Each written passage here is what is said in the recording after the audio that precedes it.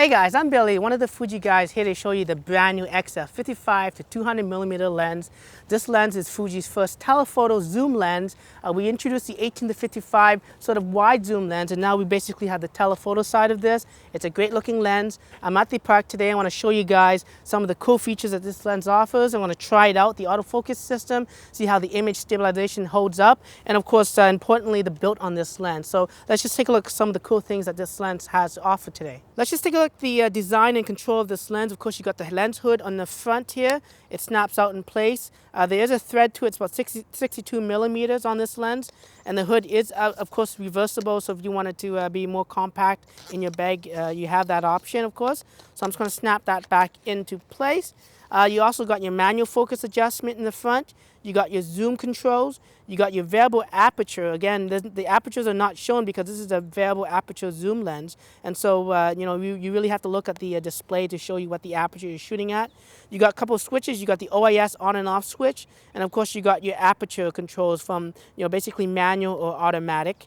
Okay, so I'm just trying out the zoom, and you can see it feels really, really nice. It's quite smooth. It's actually a metal cam, so you get that nice, smooth zoom controls to it.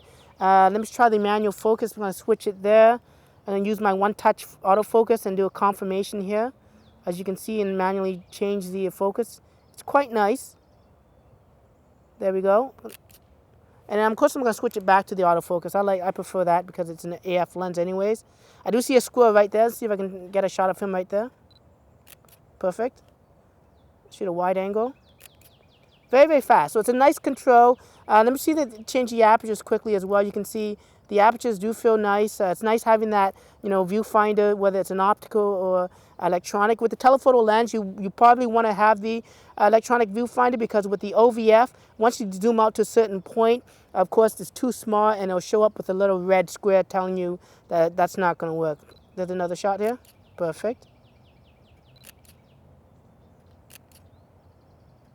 Nice. This lens offers an incredible optical image stabilization that's effective to up to about 4.5 stops. So if we take a look at this lens being a 200 millimeter, that's going to give you equivalency of about a 300 millimeter lens to a 35. And when you shoot at that full zoom, you definitely need about 1/300th of a second if you use the inverse rule for basically controlling shutter speeds with the lens. As you can see here, it's quite shaky, and that's because the image stabilization is switched off. So I'm going to turn on the stabilization now, and you can see the same scene is quite steady.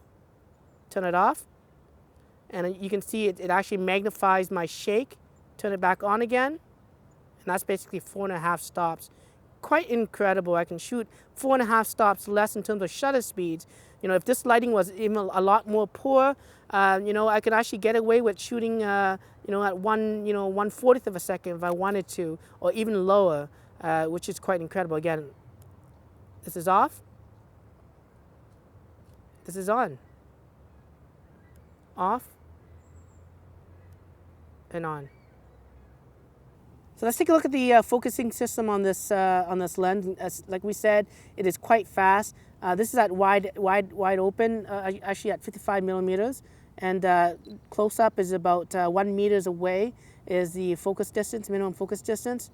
I'm going to focus outside there, and you can see. Back in. It uses a linear motor, so it's for focusing. So it's actually quite fast. It's very fast, similar to that of the zoom lens. As you can see, that is at wide, and that's at telephoto. And I'm going to zoom in here.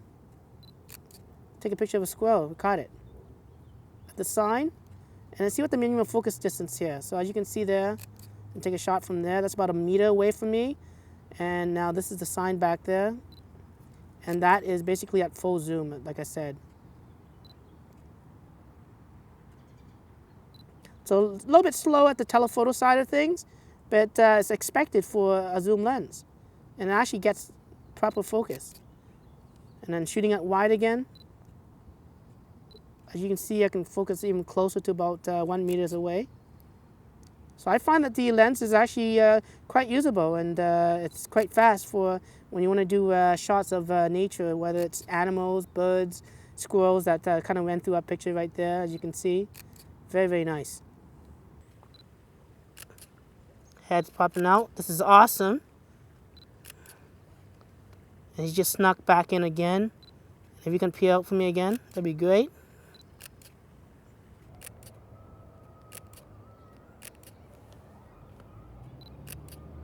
Wow, this lens is quite fun. It's quite fast with focusing, but I almost forgot that, you know, when you pick up the XF55 to 200mm lens, you definitely have to update the firmware on the camera's body to take full potential of the linear motor, the focusing system, and the new algorithms that we developed for both the X Pro 1 and XE1. Those files will be available once the lens is available in the market. Also, when you update the body on both the X Pro 1 and XE1, it also improves the focusing on the current lenses, like the 18, the 35, the 60mm. They've also been improved with the new firmware available for this camera. Wow, I had so much fun with this lens today. This is the new 55 to 200mm lens that I got a chance to play with. I talked about the build quality, the design, the autofocus speed on this is actually quite incredible with the linear motor, as well as the optical image stabilization that's built onto this lens, giving you about over 4.5 stops. Again, the lens feels really nice. You got the metal cam. It's a good looking lens combination. In fact, when we talk about the X Pro 1 and the actual lens itself, it's half the weight of a normal full frame DSLR with a zoom lens that's equivalent to this camera itself. So it's a great little lens to try out. You know, if you want to find more information about this lens, you can follow me on Twitter and also subscribe to my videos. Until then, I'm Billy, one of the Fuji guys.